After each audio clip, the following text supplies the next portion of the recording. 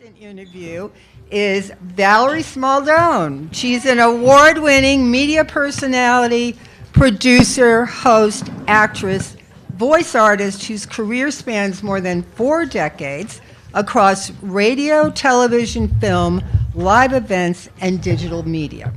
She is a 5-time Billboard magazine winner. She's best known for holding the #1 on-air position in the New York radio market, and most recently for creating purpose-driven, impact-focused content. Valerie is the co-founder and executive producer of Just Do Good Entertainment, an award-winning content company dedicated to inspirational storytelling. Her work has reached global audiences through major networks, streaming platforms, live stages, and internationally recognized film festivals. So Valerie, join me on the stage, and we are going to be talking about the transformative power of kindness. So first, I want to say that Valerie is a very dear friend of mine. I have known her now for 20 years. She was one of our very first supporters of the Three Tomatoes, believed in us so early on, did many events for us. We've gotten to produce, other events together, and she is just an incredible human being, and I'm so happy to call her a friend. So, first of all, I want to go back a little to 2007, because you were sitting on top of the New York City radio world, and at the end of 2007, you said, I don't want to do this anymore. And you left this incredible career. And I remember talking to you that January. I said, how are you doing? How are you feeling? And you said, well, it's a little like jumping off the cliff. But you were also very excited about a lot of projects you were working on and things that were coming up. And we were now into 2008, and we all know what happened in that year. The financial crisis hit, and all of those projects pretty much went away. So, but in true Valerie fashion, you were resilient, and you embarked on a journey that eventually led you to what you're doing today, which is Just Do Good Entertainment. So tell us a little bit about this journey you've been on. Well, it took a long time. It was a long path. But I have to say, since we have a little bit of an audience here, that I was not fired from my job. I literally decided to not accept the contract they provided to me. Because in some books about radio history, it says she was fired. I wasn't fired. I chose to leave. The reason being that I was turning about 50 at the time, and I didn't want to be a dinosaur in what I thought was an industry that would go through tremendous transformation, which was correct, especially in the music radio field. So I wanted to I was still young. I wanted to see what else I could do. Digital was coming up. But to your point, 2008, not great timing, not at all. So I remember walking around the city where no businesses were having anybody in the stores, nobody's in nail salons, nobody's in restaurants. I'm walking around saying, wow, this was really bad timing. But I wouldn't have changed anything because I still didn't want to do it any longer. And I credit you, Cheryl, for actually jump-starting what was going to be the next chapter. If you recall, yes. You have no idea how we are bonded on so many levels. One day that story will come out.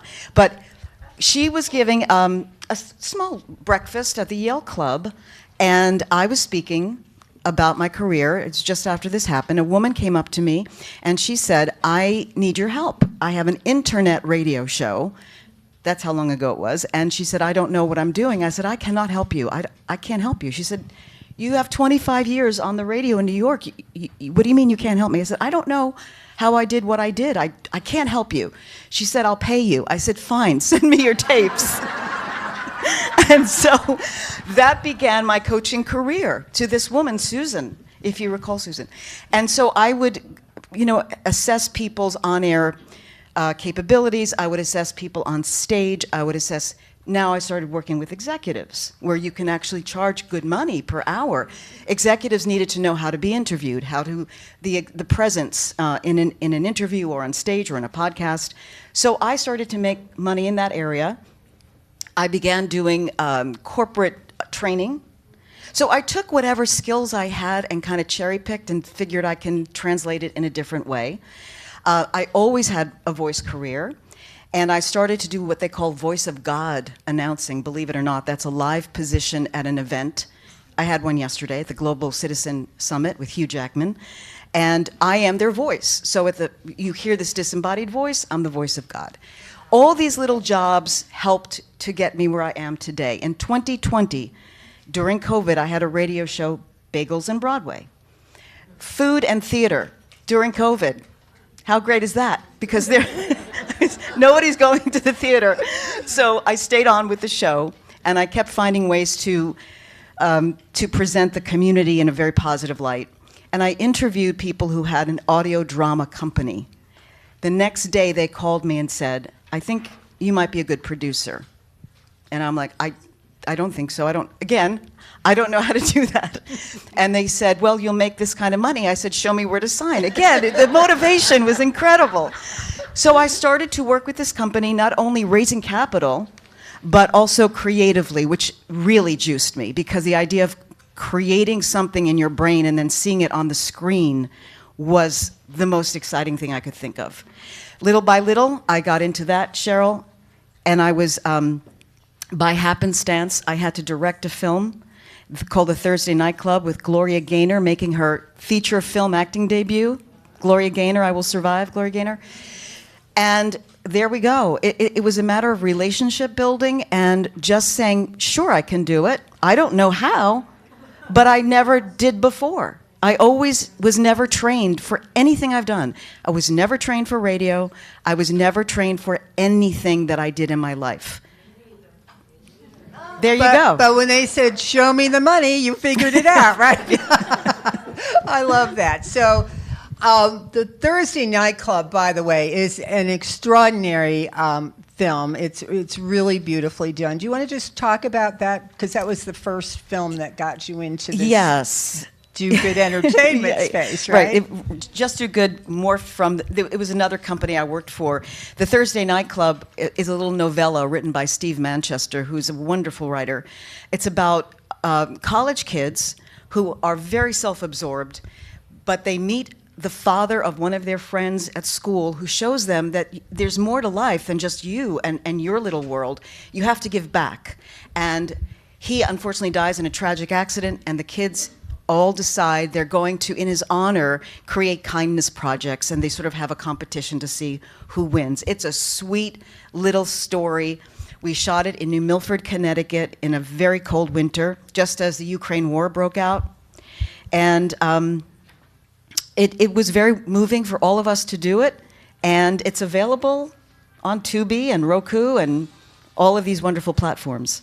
So tell us how that led to what you're doing now and being a co-producer of Just Do Good Entertainment. And then we're going to share some of the projects that they're doing, which are extraordinary.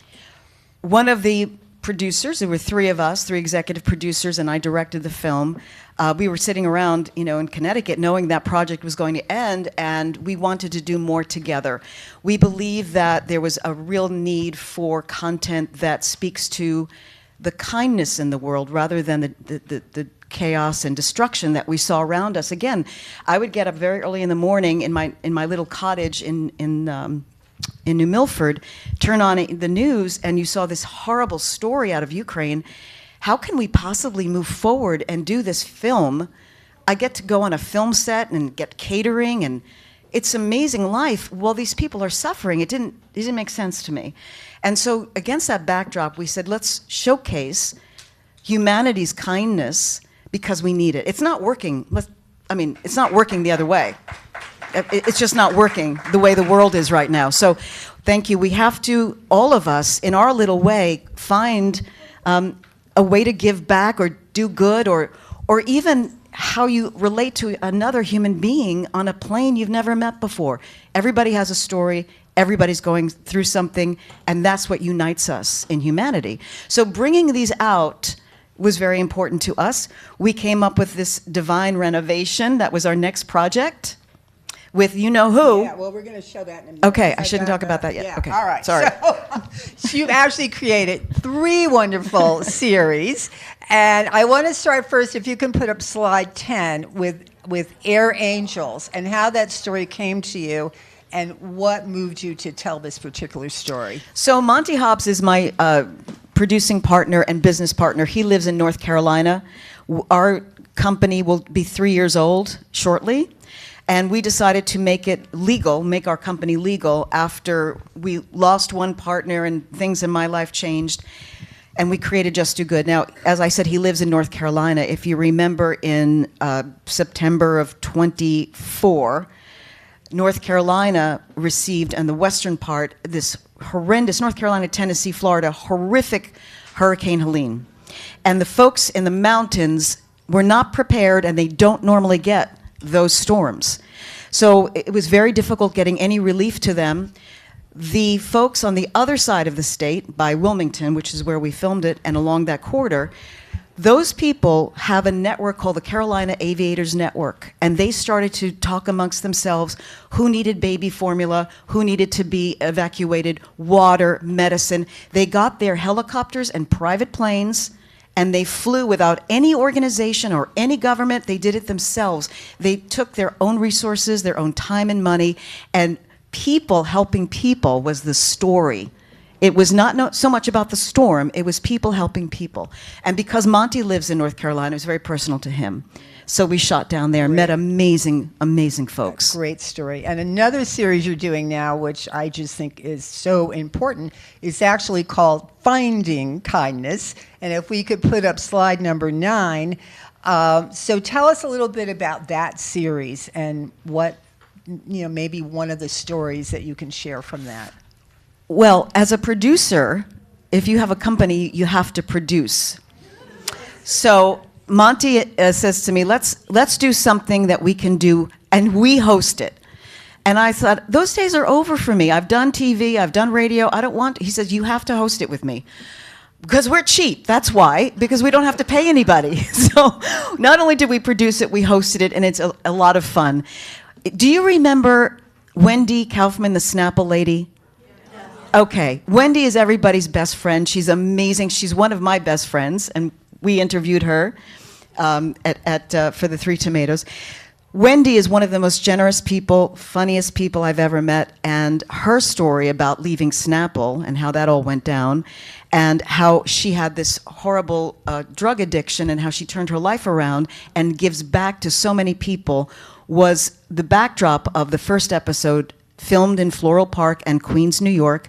And we identified a local businessman, Zeph Nochi, who has a pizza company in a fire truck. So he shows up in a big red fire truck and makes this incredible pizza. Zeph was surprised by us, that was the twist, because he gives his pizzas away to veterans, he gives money away. He didn't know it, but we surprised him in the show that we gave him gifts to help improve his life and his business, and it's just heartwarming. It's just warm, and she's hilarious. And so that was our first episode in Queens, and we just got back from Arizona. We have 2 more episodes coming out in July on Up Faith and Family, where we have a distribution deal. That's so great, and we all need more kindness and to give more kindness in this world, that's for sure. So now, this is why I wanted to save this one for last, Valerie. Now, I know many of you tomatoes out there had a crush on Erik Estrada during the Chip days. Anyone remember that, right? Let me see a show of hands. Who liked Erik? Yes. Who had the poster? And you've now worked with him on 2 very meaningful projects. And first, we have a video clip to show. I'm not sure that I realized it at the time, but I was a big bag of broken pieces. Nice to meet you. Lou Picard. Lou Picard. Dale. Dale. I'm Erik.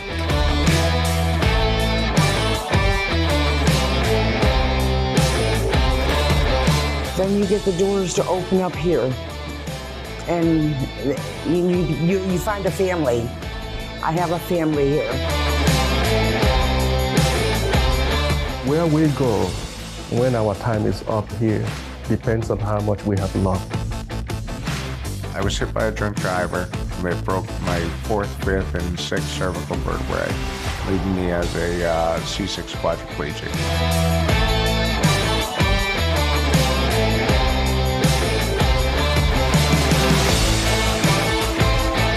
Being in the military, you always say you would die for your brother or you would never leave somebody behind. Christian's my soul, my being, he's that. I'll never leave this guy behind. Go team!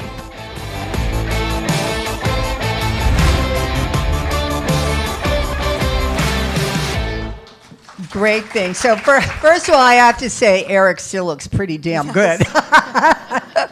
So tell us how this came about with Erik, and then we have a very special project that you did with him too. So tell us a little bit about Divine Renovation. When this is Monty, our third partner, Matthew at the time, and I were in New Milford shooting the Thursday Night Club. We started coming up with Divine Renovation. Our goal was Kevin Sorbo. At the time, we met Kevin, and we didn't think it was actually the right choice. Monty had met Erik years before. He called him, he had his number, and he said, when you have your ducks in a row, which means when you have money, let me know, right? Because, you know, it's not fair to have people come and do a project without being guaranteed of pay. So he did us a very good favor. The first season, he did it for not a lot of money at all to establish Divine Renovation. He loved the idea. Erik is really quite interested in kindness and faith. He's a very faith-based man. And so, in fact, his first movie was a faith-based film with Pat Boone. And so the idea intrigued him. And we shot the first season in Wilmington, North Carolina, again, because Monty lives there and he had a footprint. And the idea is to identify families in need of small fixes because we didn't have the budget. You know, we're not ripping up roofs. For example, if somebody needed a ramp, as you saw in season 2, this child at the very end, very, very disabled child, lovely family. They could not afford the ramp he needed for their home. They have 5 children. One's a cop, the father's a cop, the mother's a nurse, 5 children, medical expenses, incredible. Beautiful house, no furnishings because they couldn't afford it. So, you know, we always think it's someone who's on the poor level. No, these are people that are okay. They still couldn't afford it. So we provided this elaborate ramp. We got a ramp company to come on board, help us with it. We would go to different organizations and companies and say, here's what we can do for you. Can you help us? So the companies come on board. They get promotional appearances on there. And we do good for people. And we always have nonprofits involved with us, so we give national exposure to the nonprofits as well. Erik loved it. He loved everything about it. We're looking to do season 3. Right now we're looking at Lexington, Kentucky. That's on the next horizon. So it's exciting to come into a new community. We meet the mayor, we meet the chief of police, we meet the press. We do everything to keep a footprint in each town or community we go into because we want the lasting goodness to continue long after we leave. Great. And you have the last project we want to talk about, and if you put up slide number 11, it's something that was very near and dear to Valerie's heart and mine, and we can talk about that one too. So this is sad, you know, and if you're here later today, you'll hear more about this. But this book, Officer Erik and the Very Special Dad, is about a police officer modeled on the Erik Estrada of Chip's days and a beautiful father who's disabled who has MS. And the purpose of the book was to show that even people who are disabled, who are not necessarily able to do what people can do, are still people who give back and still want to contribute and still are functioning and normal. And the idea was to normalize disability and normalize people struggling with chronic illness for the children in the family, because they are very informed by parents who have a disability. So Steve Manchester, who wrote the Thursday Night Club, and Erik collaborated on this book. It's for children, it's for families, and we have it up on Amazon, but here's a special offer. May I do it? Yes. Okay. Erik only signed 10 copies of the original run. I happen to have 5 hardcover books here today with me. That's my only time I'm going to mention it. If you're interested, find me and we'll work out a deal. That is great. Signed by Erik. We love that. So, and it's a wonderful book and a wonderful story. So, Valerie, it's incredible all the great work you're doing. We thank you for Just Do Good Entertainment. Gosh knows in this trying times we live in, we need to know that there's hope and there is kindness and there is goodness in the world, which there is. So, can you just share just one last thing? What would you like everyone to leave here today thinking on this topic? Before I do that, I want to congratulate you and Anne on 10 years. And I know doing something like this is not easy. Please give it up. These women have done incredible, and all the tomatoes and all the tomatoes, all great, great stuff. You are kindness. You are kindness. You have built a community. What I'd like people to walk away with is to not have to do big acts. It's not about money, it's not about resources, it's not about giving anything but who you are as a person and the individuals that are around you. We are so bifurcated in society today. We're so against each other. You're a Republican, you're a Democrat, you're no good, I don't like you, you're this. We have to stop. We have to stop. That's the kindness that we need. Look at each other as human beings. And when those astronauts went up in the sky very recently, that moving experience of we're all one on this earth, keep that in mind. Keep that humanity for everybody around you. It's not easy because we all have, we got anger, we have issues. But try to keep that in check and look at everybody as your friend. That's really